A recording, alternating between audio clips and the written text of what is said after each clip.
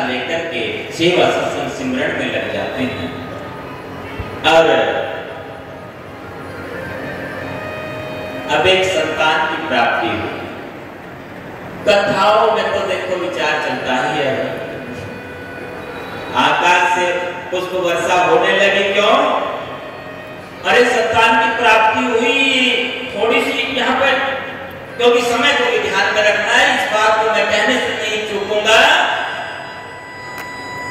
जब कोई गाय नहीं मिल रही है, गाय नहीं मिल रही है, कुबड़ी गाय जिसके नेत्र में ज्योति नहीं थी, उसको पिता राम पीठ पर बैठा के घर लेकर के आते। और जब प्रसव हुआ माता कर्मा का और पहली बार दर्शन किए ना, किसको हुए दर्शन? सबसे पहले तो गाय को ही दर्शन हुए। अब आप कहेंगे अभी तो थोड़ी देर पहले आपने कहा वो अंधी, फिर दर्शन कैसे हो गए? नेत्र में ज्योति नहीं थी उसके। अरे जब गुरु महाराज प्रकट हुए ना, उसकी तो बाहर के नेत्र में अंतर के चक्षु भी खुल गए उसके। और जो कमर मुड़ी हुई थी वो कुंडा थी, वो सीधी हो गई। कमर नवी ना होगी, 18 साल की नवी होती होता है भाई। यदि उधर हो सकता है तो उधर भी हो सकता है, यदि किसी और कथा में हो सकता है तो बिल्कुल इसमें भी हुआ है। उदाहरण है, इतिहास है। और नेत्र ज्योति आ गई, अंतरचक्षु भी खुल गए, नवयौवना हो गई, कुबड़ ठीक हो गया, क्योंकि उसने पट्टपार गुरु महाराज के दर्शन दीदार करने का सौभाग्य प्राप्त किया था। आकाश से पुष्प वर्षा होने लगी। और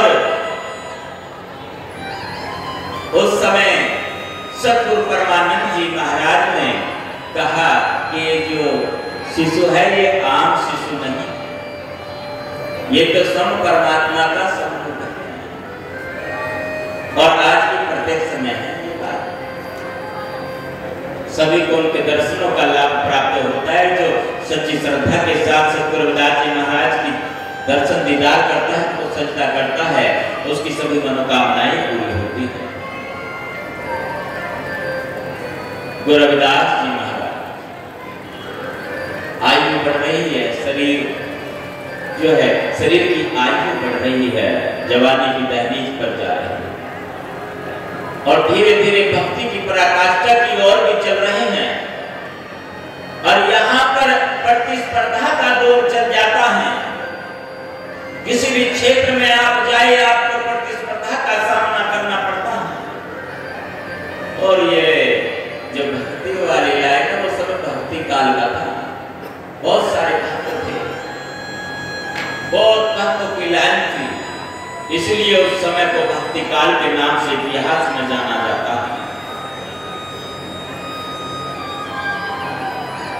भक्ति का दौर चल रहा है और विरोधी भी तो खड़े हैं। क्यों खड़े हैं? कि तुम तो छोटी जाति से हो, तुम्हें तो भक्ति करने का अधिकार नहीं है। क्यों भक्ति कर रहे हो? ये भक्ति का अधिकार, प्रवचन करने का अधिकार, सत्संग करने का अधिकार तो ऊंची जाति वालों को है, अन्य किसी को नहीं है। राजा के पास ये शिकायत पहुंचती है, राजा नागरमल। तो राजा नागरमल उस समय पूछते हैं कि भक्ति वाला मामला क्या है। तब विप्र लोग कहते हैं कि छोटी जाति से हैं और ये खुद को भक्त मानते हैं, संत मानते हैं और भक्ति करके उपदेश करते हैं, सत्संग लगाते हैं, प्रवचन करते हैं। तब राजा नागरमल ने पूछा कि तुम्हारी जाति कौन सी है महात्मा जी? अभी जो थोड़ी देर पहले देश राज करने वाली कहते चमार साहब,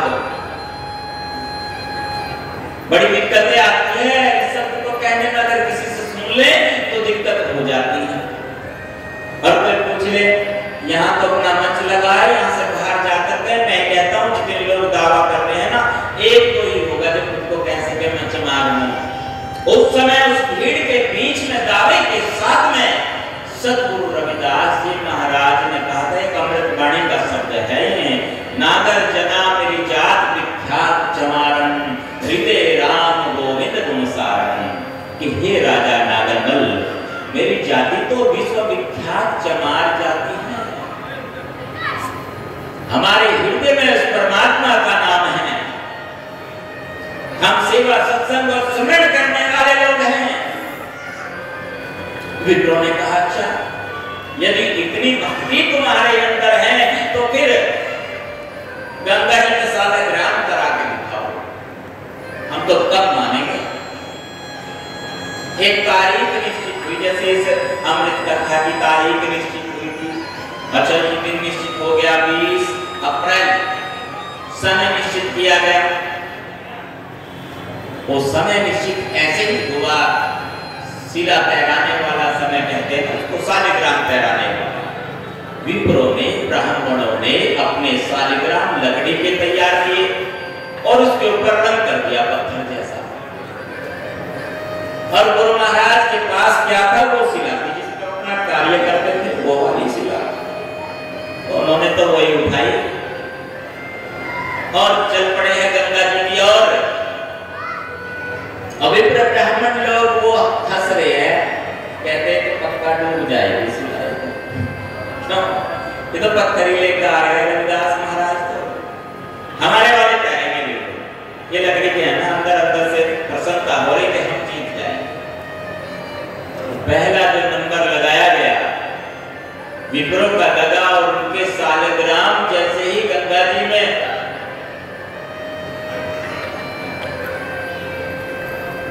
और थोड़ी दूर तक तो वो लकड़ी तैरती है। जैसे ही लकड़ी ने पानी पिया, पानी पीकर सभी नीचे बैठने लगे, बैठ गए नीचे। अब नंबर आता है गुरुदास जी महाराज, आप आइए संत जी, आप भी दिखाओ। अब वो शिला है बहुत बड़ी, वजन बहुत है उसमें। सद्गुरु रविदास जी महाराज ने शिला को जल में जैसे ही छोड़ा, और वो 1.25 मण की शिला, बताते कि 1.25 मण की शिला थी, वो 1.25 मण की शिला तैरने लगी जल के ऊपर। बोलिए सद्गुरु रविदास जी महाराज की। विप्रों के शालिग्राम थे डूबे, गुरु रविदास ने शिला गिराई। हार मान विप्रों ने उनको नगर घुमाया, पालकी बिठाई। तब से पालकी वाली जो शोभा यात्रा चलती है, तब से इसका प्रचलन हुआ। राजा क्या थी? राजा का आदेश था कि हारने वाले जीतने वाले को पालकी में बैठाकर शोभा यात्रा निकालेंगे। अब जो हार गए वो ब्राह्मण विप्र लोग, उन्होंने गुरु रविदास जी महाराज की शोभा यात्रा निकाली पूरी काशी नगरी में, और ये वाक्य विश्व प्रसिद्ध बन गया।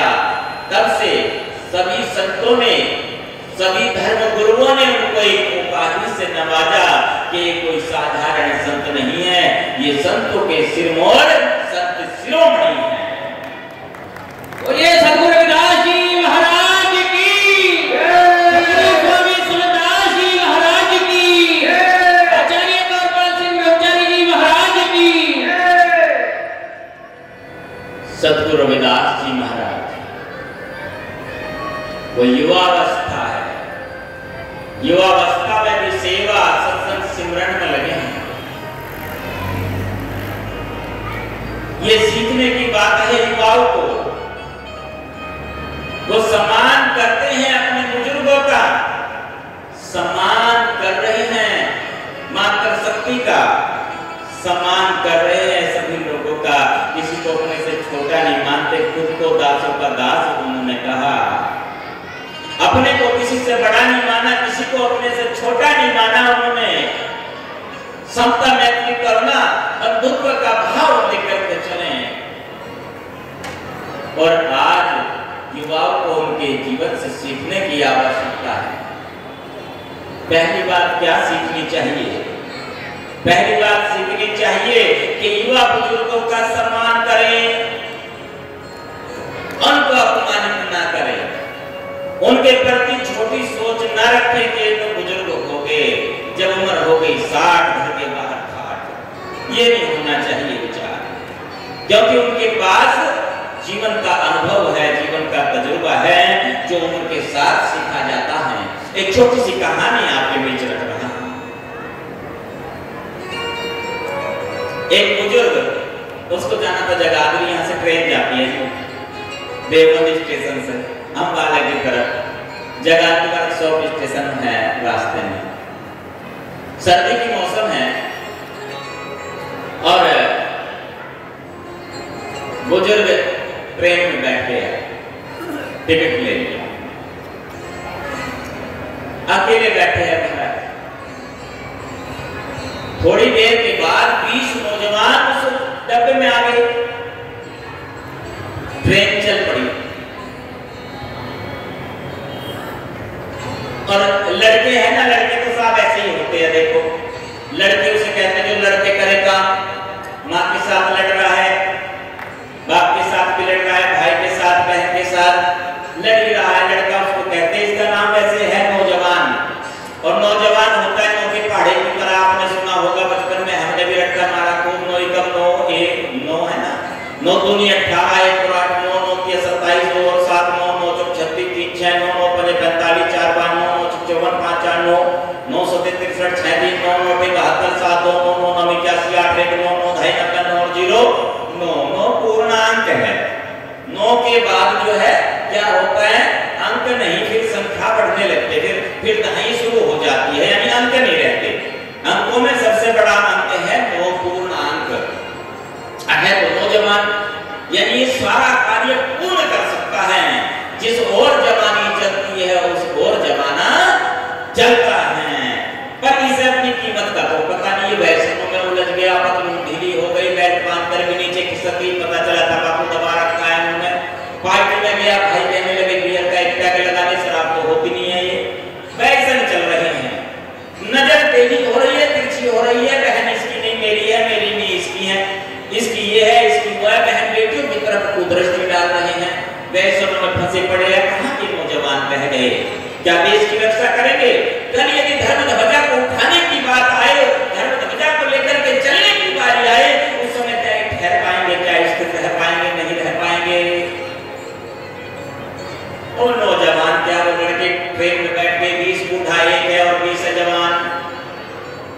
एक कहने लगा कि मजा नहीं आ रहा, बिल्कुल बोर हो रहे हैं। बोर क्यों होंगे भाई? जिसके अंदर सामाजिकता नहीं है, व्यवहारिकता नहीं है, गुरु का ज्ञान नहीं है, वो बोर होगा। जो गुरु के रंग में सराबोर नहीं हुआ है, बोर होगा वो बिल्कुल। और जो गुरु के रंग में रहता है, उसे चाहे अकेले को बैठा तो बोर नहीं हो सकता है। बोर हो रहे हैं जी, अब क्या करें? दूसरे ने कहा अच्छा जरा सी देर में बोरियत खत्म हो जाएगी, चैन खींच दो, बोरियत खत्म हो जाएगी, मजा आ जाएगा। चलती ट्रेन की चैन खींचना अच्छा, मनोविनोद के लिए, अपना मनोरंजन करने के लिए। बूढ़ा बेचारा सुन रहा है बैठ करके उनकी करतूत को। तीसरा लड़का कहता है वो देखो क्या लिखा है, पकड़े जाने पर 500 रुपए जुर्माना, 6 महीने की कैद अथवा दोनों। एक और होशियार सा कहने लगा अच्छा एक काम करो भाई, 20 है ना, 100 रुपया इकट्ठा करो फटाफट। 100 रुपया इकट्ठा किया, कितने हो गए? 2500 रुपया जुर्माना दे देंगे, 15 समय पार्टी चलेगी अपना, और क्या मजा आ जाएगा, बोरियत खत्म हो जाएगी। एक उनसे भी ज्यादा होशियार था, जैसा भाई दाढ़ी वाला बैठा, कहने लगा हमारा 1 रुपया नहीं लगेगा, 2000 में पार्टी करेंगे। बुढ़े का नाम ले देंगे, चैन इसमें खींची और बूढ़ा हाथ जोड़े, बेटा मैं तुम्हारे बाप की उम्र का हूं, मैं तुम्हारे दादा की उम्र का हूं, रहने दो। कहने लगे देखो मजा आने लगा ना, खींचो भाई चैन खींचो। चैन खींची, 21 से 22 का आदमी तो नहीं था उस डब्बे में, 20 तो लड़के थे, एक बूढ़ा है गवाह। क्या करें मामला? जांच अधिकारी पहुंचे और आकर के पूछा भाई चैन किसने खींचे? 20 के 20 का इशारा निकला। अब क्या करें बुजुर्ग? उन्होंने ये पूछा कि ताऊ तुमने चैन खींची या नहीं खींची? पूछते तुमने चैन क्यों खींची ये बताओ ताऊ जी। अब बुजुर्ग है, जीवन का अनुभव है, और जब जीवन का अनुभव है तो कहने लगे क्या करो बेटा, मैं तकलीफ में था, मैं परेशानी में था, इस वजह से चैन खींचनी पड़ी। पूछो मत बड़ी परेशानी। क्या परेशानी थी ताऊ जी बता दो। परेशानी ये होती बेटा, मेरे पास 2000 रुपए थे 100 के 20 नोट, और इन लड़कों ने छीन लिए। मुझे मजबूरी में चैन खींचनी पड़ी। और जो नेता सब दिख रहा है ना इनमें, इसकी हमारी जेब में है 20 नोट बेटा 100 के हैं। कर लिया जी उसी को, निकाले नोट 1 2 3 4 18 19 20 गवाह भी है, सबूत भी है। चलो बेटा अंदर चलो। लड़के आंखें दिखा रहा, मोटी मोटी बूढ़े। अच्छा, बूढ़े ने भी दाढ़ी पर हाथ घुमाया कि बेटा ये बाल जो है धूप में सफेद ना किए मैंने। ये अनुभव है, जीवन का तजुर्बा है। इसलिए युवाओं को ये सीख लेनी चाहिए कि बुजुर्गों से कुछ सीखें, उनसे प्रेरणा लें। उनके जीवन का जो 60-70 साल का अनुभव है, जो तजुर्बा है, वो आपको 5 मिनट में सिखा सकते हैं, 5 मिनट में बता सकते हैं। इसलिए कोशिश करें कि थोड़ी देर मोबाइल को साइड में रखें। व्हाट्सएप पर यूट्यूब और आपका जो फेसबुक जो सभी ग्राम है वो 5 ग्राम 10 ग्राम इंस्टाग्राम टेलीग्राम कुछ भी होगा उसे एक तरफ रख दे थोड़ी देर के लिए, और 50 ग्राम किसी बुजुर्ग के पास बैठ जाए। वो कुछ ऐसा बता देगा आपको जो बहुत ही गुणकारी बात होगी, जीवन का अनुभव बताने वाली बात होगी। इसलिए वो प्यारी साथ संगत जी, भाई युवाओं के लिए ये जो प्रेरणा है, युवाओं के लिए सीख गुरु महाराज सतगुरु रविदास जी महाराज देते हैं कि उन्होंने बुजुर्गों का सम्मान किया, संत गुरुओं का सम्मान किया, उनका आदर किया। आज कभी तो उनका महिमा का गुणगान किया जा रहा है। सतगुरु रविदास जी महाराज शिला फैलाने के बाद वापस आ गए अपने कुटिया पर। कुटिया पर आने के बाद अब विचार चल रहा है कोई भक्ति का, सेवा का, सिमरन का। गंगा स्नान का समय है और एक गंगा राम जी विप्र ब्राह्मण वो उधर से गुजर रहे हैं। कहते हैं रविदास जी क्या तुम भी कुछ भेंट देना चाहते हो गंगा माता को? तुम भी दे दो कुछ। ठीक है, जब आपकी यही इच्छा है, गुरु महाराज ने सोचा कि कुछ तो दिखाना पड़ेगा, करना पड़ेगा कुछ ना कुछ, क्योंकि इनके अंदर अहम है। 2 चीजें खतरनाक होती है, एक अहम और एक वहम। जो वहम है वो भी इंसान को खत्म कर लेता है। पूर्वाग्रह नहीं होना चाहिए।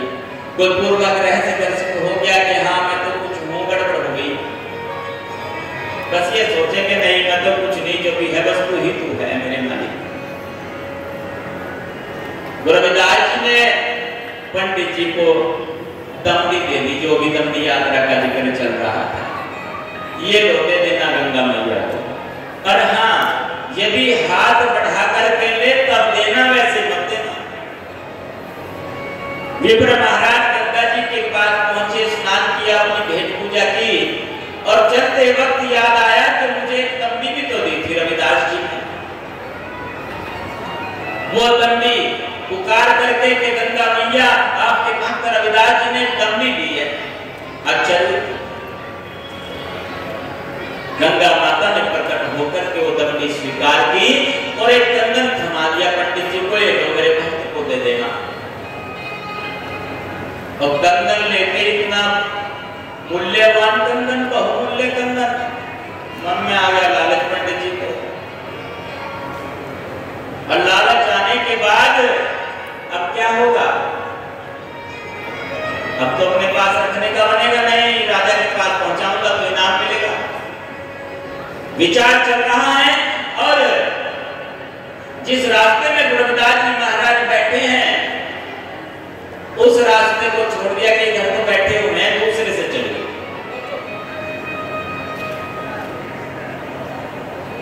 गंगन ले ब्राह्मण हर्षाया, मार्ग छोड़ तुम्हारा धाया। दूसरे मार्ग पर वो चल पड़ा, परंतु जिधर भी देखे, जिस गली में देखे, उस गली में गुरु रविदास जी उसको नजर आ रही हैं, जो सहज रूप दिखाने वाले कोई संत हुए वो सतगुरु रविदास जी महाराज हुए। चाहे उस ब्राह्मण को वहां काशी नगरी की गली गली में नजर आए, और चाहे चित्तौड़गढ़ में जब भंडारा यज्ञ चल रहा था उस समय हर ब्राह्मण के पास बैठे हुए जो नजर आए, सहज रूप दिखाने वाले मेरे सतगुरु रविदास जी महाराज। बोलिए सतगुरु रविदास जी महाराज की। सतगुरु रविदास जी महाराज से फिर नजर छुपा करके पंडित जी पहुंच गए राजा के दरबार। लो जी कंगन, ये कंगन मुझे रेत से मिला है गंगा मैया के। अच्छा, अब राजा अपने आप को पहनेगा नहीं, कंगन को अपने आप नहीं पहनेगा, किसको देगा? रानी पहनेगी ना कंगन को। रानी कंगन पहनेगी तो राजा ने रानी को कंगन भेंट किया, और जब रानी को कंगन भेंट किया, रानी ने ऐसा कंगन अब से पहले नहीं देखा था। अब क्या हुआ? किसी ने कह दिया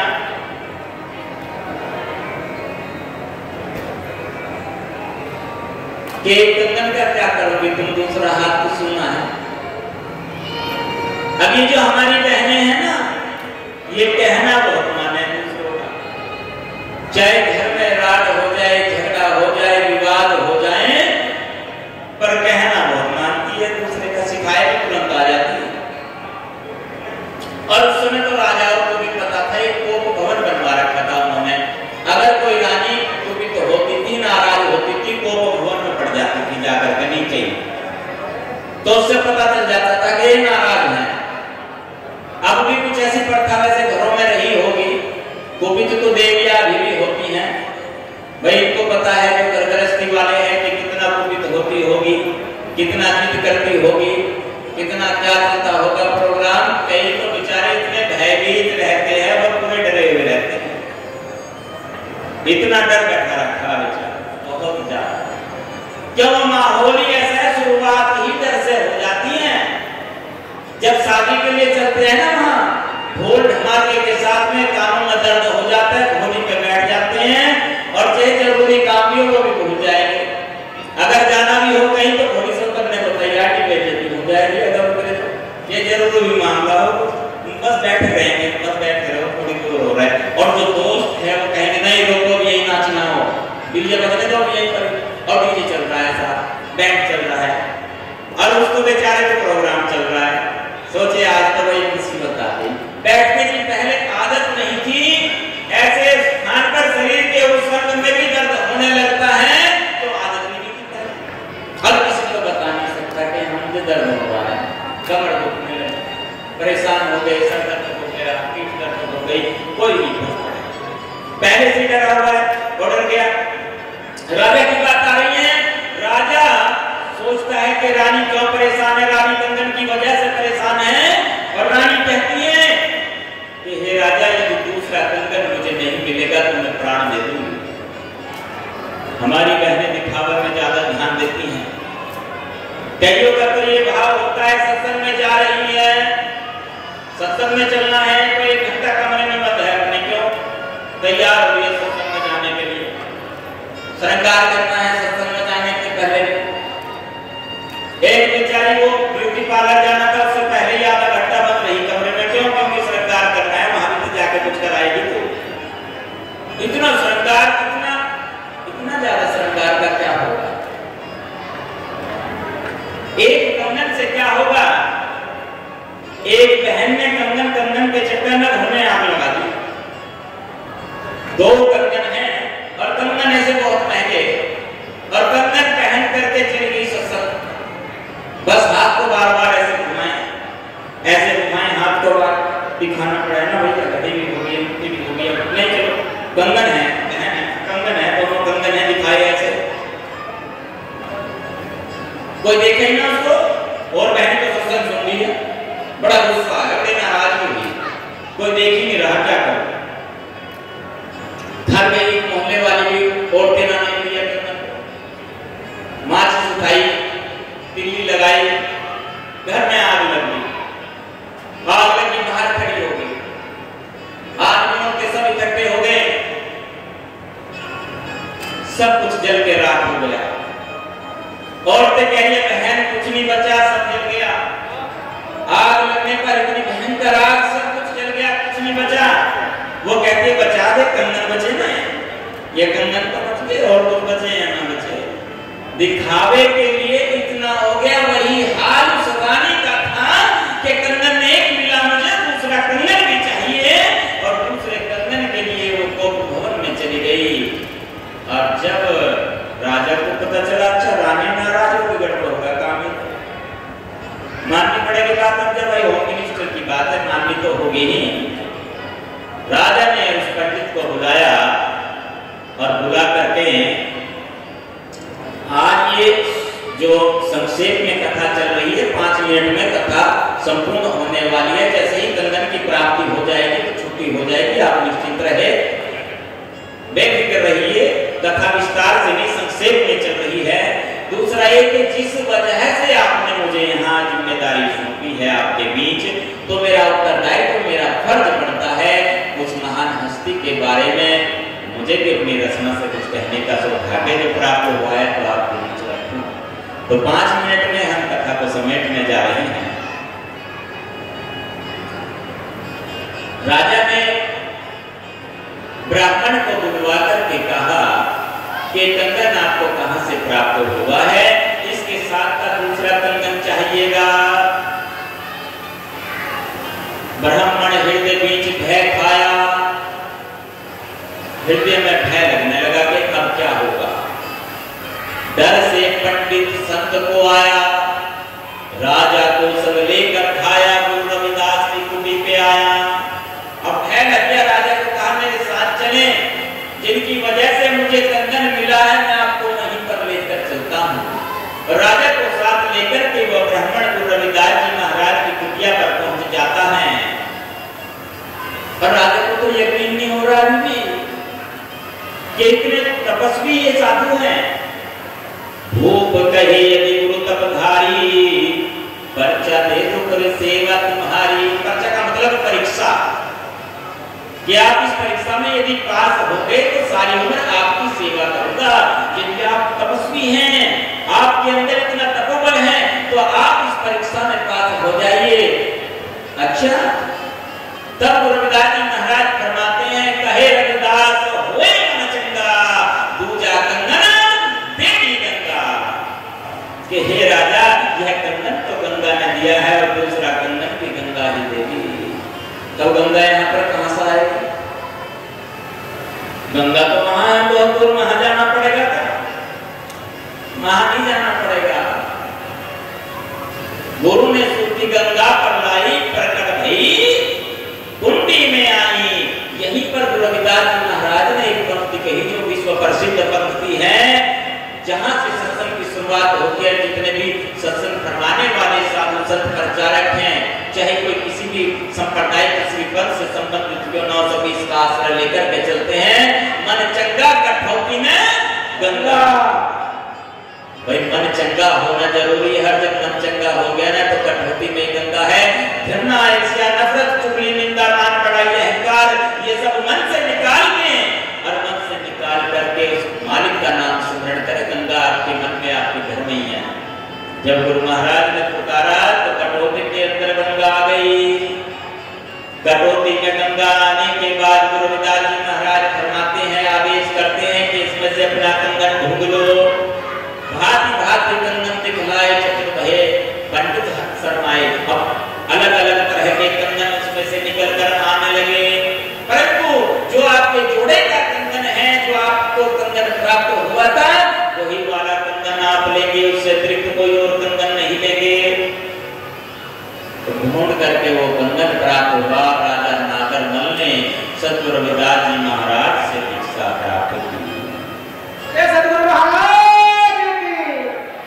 गुरु प्यारे साथ संगत जी, आज की ये ज्ञानमयी अमृतमयी सद्गुरु रविदास जी महाराज की कथा है। कंगन प्राप्ति पर इसको विराम दिया जा रहा है। और साथ साथ जो कार्यक्रम के संयोजक है, अभियान की और सारी टीम, जितने भी महानुभावों ने इस कार्यक्रम में सहयोग दिया है, और जो बंधु आज यहाँ पर इस अमृत कथा को श्रवण करने के लिए पहुंचे हैं। सभी के लिए मैं सतगुरु परमात्मा जी, सतगुरु रविदास जी, सतगुरु चमनदास जी महाराज के चरणों में अरदास विनती करता हूँ। सभी के सेहत, स्वास्थ्य, परिवार, रोजगार के ऊपर सतगुरु मालिक आपकी कृपा दया मेरे बनी रहे। जिस मनोभाव को लेकर जो बंधु जो यहाँ पर आए हैं, सभी की मनोकामनाएं पूरी करना मेरे मालिक। इन्हीं शब्दों के साथ एक निमंत्रण के साथ मैं रचना को विराम देने जा रहा हूँ। 20 मई, आज 20 अप्रैल है, आने वाली जो 20 तारीख है, 20 मई की रात्रि में सतगुरु समनदास जी ध्यान योग आश्रम कमल नगर खड़गपुर जगाते वर्कशॉप हरियाणा में एक वार्षिक संत समागम का आयोजन किया जाता है। आप सभी उस कार्यक्रम में सादर आमंत्रित हैं। 20 मई की रात्रि में यह कार्यक्रम होगा। शाम 7 बजे से आपकी उपस्थिति प्रार्थनीय है, इसलिए आप सभी इस निमंत्रण को स्वीकार कीजिए। सभी साध संगत, सभी साधु महात्मागण, सभी बुद्धिजीवी वर्ग, प्रचारकगण, आप सभी के लिए इसमें निमंत्रण है, इसे स्वीकार कीजिए। और आज की इस ज्ञानमयी अमृत कथा को यहीं पर समापन किया जा रहा है। बहुत बहुत धन्यवाद, बहुत बहुत साधुवाद, बहुत बहुत आभार। सभी के ऊपर सतगुरु की कृपा बनी रहे। सतनाम सतनाम सतनाम। पूरी आयोजन मंडली की